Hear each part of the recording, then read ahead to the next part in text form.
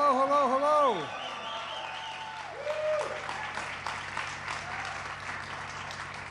Well, folks, please take a seat if you have one.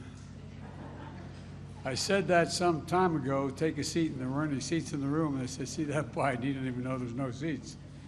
At any rate, before I start today, I'd like to say a few words about the latest developments in the Gaza Strip in Israel. Today, thanks to concerted American leadership, we're in a situation where safe passage for wounded Palestinians and foreign nationals to exit Gaza has started. The American citizens are able to exit today as part of the first group of probably over 1,000. We'll see more of this process going on in the coming days. We're working nonstop to get Americans out of Gaza as soon and as safely as possible. This is the result of intense and urgent American diplomacy with our partners in the region. I personally spent a lot of time speaking with the Prime Minister Netanyahu of Israel and the President Sisi of Egypt and others to make sure that we could open this access for people to get out. I want to thank our partners in the region, and particularly Qatar, who's worked so closely with us to support negotiations to facilitate the departure of these citizens. At the same time, we're continuing working to significantly step up the flow of critical humanitarian assistance into Gaza. The number of trucks entering Gaza continues to increase significantly, but we still have a long way to go. The United States is going to continue to drive humanitarian support for innocent people in Gaza who need help, and they do need help. We're going to continue to affirm that Israel has the right to responsibility to defend its citizens from terror, and it needs to do so in a manner that is consistent with international and humanitarian law that prioritizes the protection of citizens.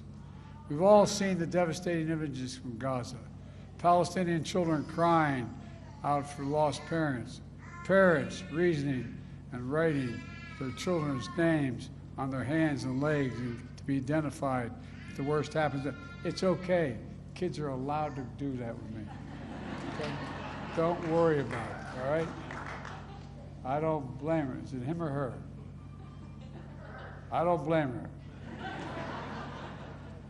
Look, the loss of every innocent life is a tragedy. We grieve for those deaths and continue to grieve for the Israeli children and mothers who were brutally slaughtered by Hamas terrorists, and also continue to hold in our hearts the hundreds of families and loved ones, including small children and elderly grandparents, including American citizens being held hostage. My administration continues to work around the clock to reunite those families. We're not going to give up, period. We're not going to give up.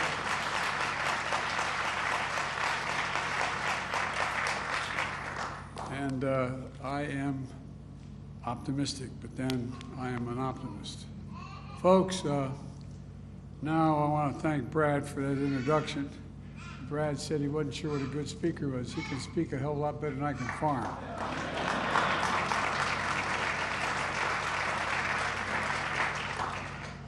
And I'm glad to be accompanied by, I want to talk about my administration and its investment in rural America.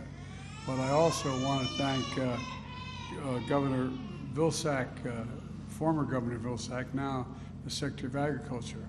Look, creating opportunities for family farmers and tribal communities across the country is what we're trying to do here. And Tim, and Governor Waltz, Governor, thank you for the great work and the partnership, what you're doing here in Minnesota. And Mayor Rhonda, where's Rhonda, with the mayor? There you are, Mayor. Thank you for being here as well. I appreciate it. And thank you for the passport into the city.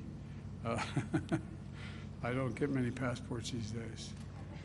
Over the past 40 years or so, we've had a practice in America, economic practice called trickle-down economics, and it hit rural America especially hard. It hollowed out Main Street, telling farmers the only path to success was to get big or get out. Tax cuts for big corporations encouraged companies to grow bigger and bigger, move jobs and production overseas for cheaper labor, and undercut local small businesses.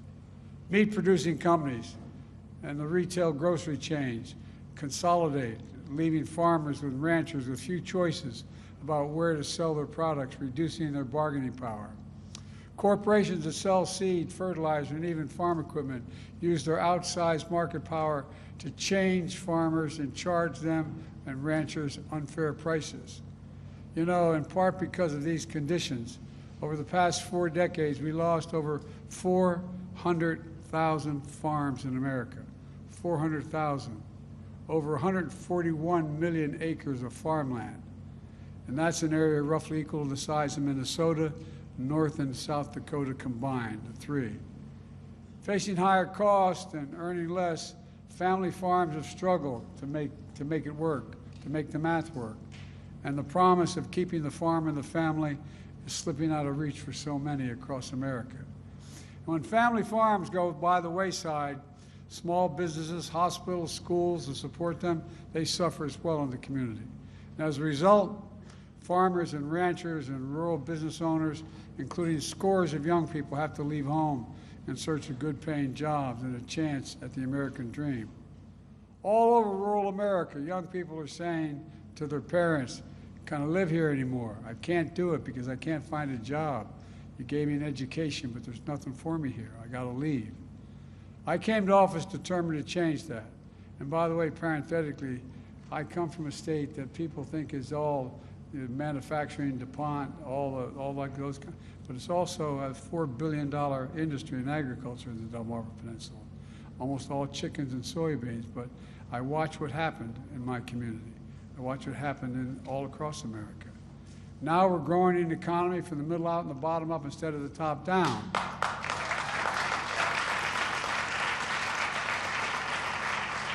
And folks, there's a practical reason for that. When the middle class does well, the poor have a way up, and the wealthy still do very well. It's everybody does better. When rural America does well, when Indian country does well, we all do well. And folks and press have been calling my plan Bidenomics. Well, it's about investing in all of America, including rural America. It's about making things in rural America again. And that's exactly what the historic legislation we passed has done, creating new and better markets and new income streams so that generations of rural Americans can begin to thrive again. For example, through our clean energy initiatives contained in the Inflation Reduction Act, we're investing nearly $20 billion. $20 billion, the money's there to help farmers and ranchers tackle climate crisis through climate-smart agriculture and cover crops, nutrient management. It's not great. And storing carbon in the soil, reducing greenhouse gas emissions while improving overall health of the soil and the water. And instead of doing what they have to do now, depending on one income stream being at the mercy of the commodity markets and the big corporations, under our plan, farmers can diversify and earn additional income just selling into the local markets. You know, it matters. Let me give you an example. When a farmer sells his commodities normally, you have to go through the grocery store and the farmers get about 18 cents for every federal dollar, every dollar they have. Sometimes you get less than that. But when a farmer sells locally, the farmers can get anything from 50 to 75 cents for the same exact product. In addition to producing renewable energy and taking advantage of the bioeconomy, the result of family farms that were barely making ends meet use these funds provided to improve their bottom line after being squeezed by big corporations for so long. Look, we're also promoting competition in agricultural markets. For too long, farmers like Brad and his brother and his dad, mom, have had to sell their hogs, not just a handful of meat processors. There was only a handful that existed. Outsized control over the industry, and they set the prices as well. Let me put this perspective to you. Just 4 big corporations control more than half the market in beef, pork, and poultry. And because so few companies control so much of the market, If one of those processing plants goes offline, it can cause massive supply chain disruptions, slowing production, and cost farmers big. It happened to Brad when processing plants shut down during the pandemic and he had to rely on social media to sell his hogs. Folks, look, there's something wrong when just 7% of the American farms get nearly 90%. 7% get 90% of the farm income. And most farmers rely on jobs off the farm to be able to make ends meet on the farm. When I took office, I decided to invest $1 billion through the American Rescue Plan in small and medium-sized independent meat processors to expand their capacity.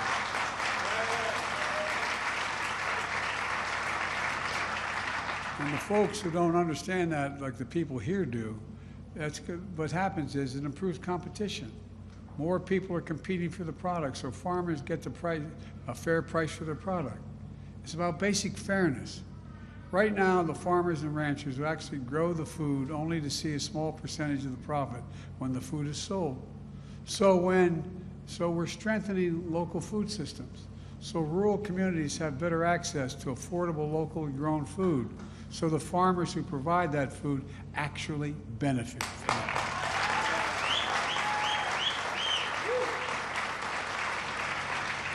Through the bipartisan infrastructure law, it's a fancy name, but it's about rebuilding America's bridges, roads, highways, et cetera.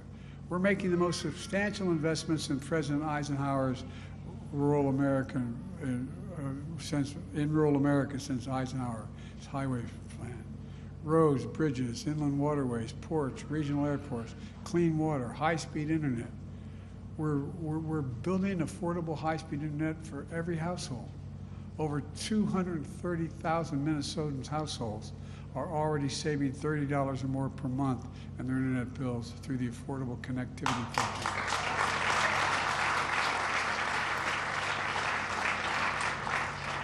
But I'm going to need your help. That program's running out of funds. I sent Congress requests for more funding, and they should act now, act on it now. We're also investing over $50 million to bring high-speed internet to tribal communities here in Minnesota alone. We're also making the largest investment in rural electrification since FDR, providing grants and loans to rural electric co-ops to supply rural communities with affordable, reliable, clean energy as well.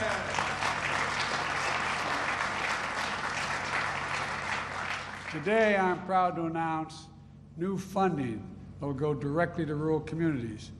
$1 billion to fix aging critical rural infrastructure like electricity, water, wastewater systems that haven't been replaced in decades.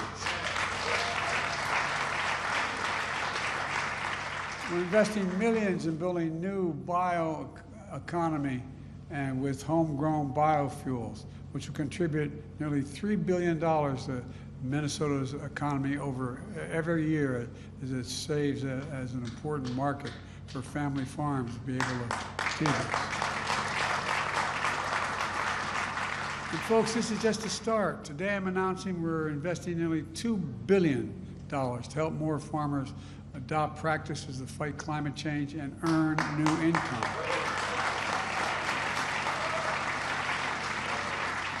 We're investing $145 million for farmers in rural communities to install clean energy technologies like solar panels and lowering electric bills. An additional $274 million to expand rural high-speed internet even further. $2 billion to support communities in our Rural Partners Network, which puts federal employees on the ground to help rural communities take advantage of the federal resources, let them know what they are and where they are. We're also making sure rural America can compete with clean energy manufacturing jobs of the future.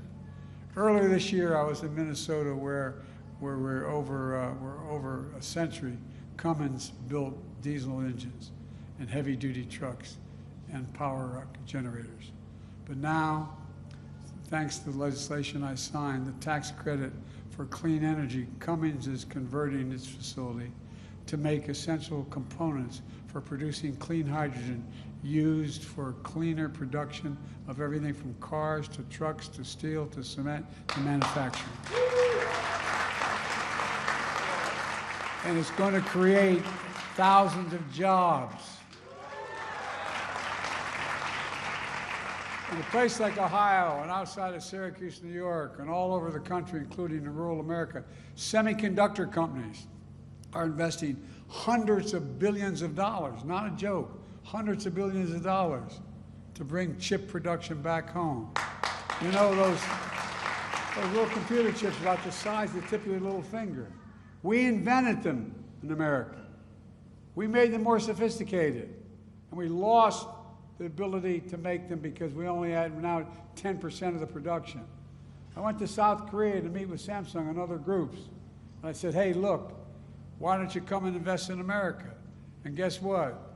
The South Korean company came along and they're going to invest $200 million. We're over, $20 billion. We're going to invest over $350 billion in building these chips.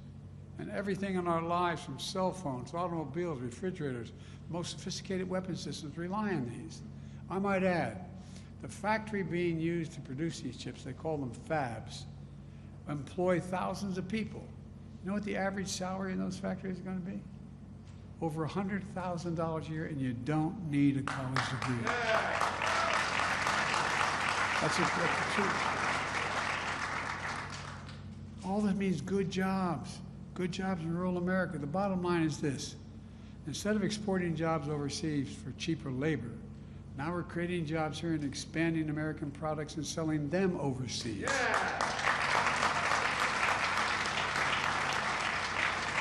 Folks, we're not only transforming rural communities, we're transforming our economy. A year ago, experts said a recession was almost guaranteed. Remember months ago, a recession's coming. Well, guess what? Just last week, we learned the economy grew by nearly 5% the last quarter. Proving the experts wrong. Since I took office, we've created 13.9 million jobs since I was elected. We created more jobs in 2 years than any president has done in 4-year terms. And nearly 200,000 of those new jobs are right here in Minnesota. 200,000.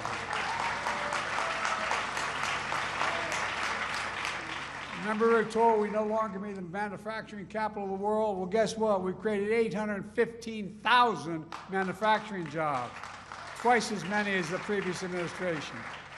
Where does it say we can't be the manufacturing capital of the world? Where is that written? The unemployment rate has stayed below 4% for 20 months in a row, the longest stretch in 50 years. And inflation is coming down at the same time. It's down from 60%, it's down 60% since last summer. Core inflation is the lowest level in 2 years, and we have the lowest inflation rate of any major economy in the world. Folks, all this is no accident. It's Bidenomics. And by the way, we got more to do. We're creating good jobs in communities across rural America, including in places where decades of factories that were open, that families worked at, got shut down. Towns were hollowed out. Jobs moved overseas. Over the past few decades, these communities lost more than jobs. They lost their sense of dignity, opportunity, pride. My plan is about investing in rural America. It's about something else as well.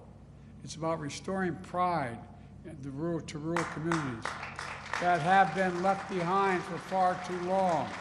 No, we really have. It's not hyperbole. For decades, families like Brad sat around the kitchen table with their kids and grandkids, worried, wondering, how can we keep the farm in the family? Because of these investments we're making, family farms like this one will stay in the family, and the children and grandchildren like Brad won't have to leave home to make a living.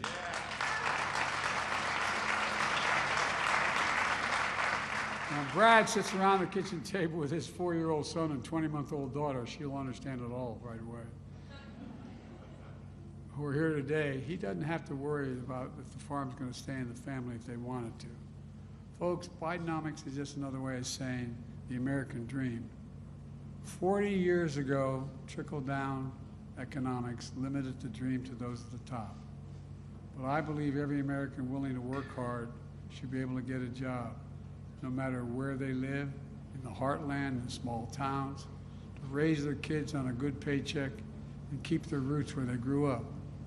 You know, my dad used to have an expression, for real, he'd say, Joey, I mean it sincerely, a job's more than about a paycheck. It's about your dignity. It's about pride. It's about respect. It's about being able to look your kid in the eye and say, honey, it's going to be okay, and mean it. That's the American dream. That's Bidenomics. It's rooted in what always worked best for the country. Investing in America. Investing in America. And investing in Americans no matter where they live, in rural communities, tribal communities, suburbs, or cities. Because I believe a president is supposed to represent all American people, not just some Americans. Folks, here's the deal. It's never been a good bet to bet against the American people. Never, never, never. I can honestly say I've never been more optimistic about America's future than I am today. We just have to remember who in God's name we are. We're the United States of America. And think about this. We've always come out of every conflict we've gotten into, we've always every problem we've had stronger than we went in. There's nothing beyond our capacity. Think about it. Anything we've ever set our mind to as a nation, we've never failed to succeed. Not a joke. Never failed to succeed. Nothing's beyond our capacity when we do it together. So let's unite this country. Let's do it together. Let's make sure that those who want to stay in the farm can stay as long as they want because they make a good, decent living. God bless you all, and may God protect our troops. Thank you, thank you, thank you.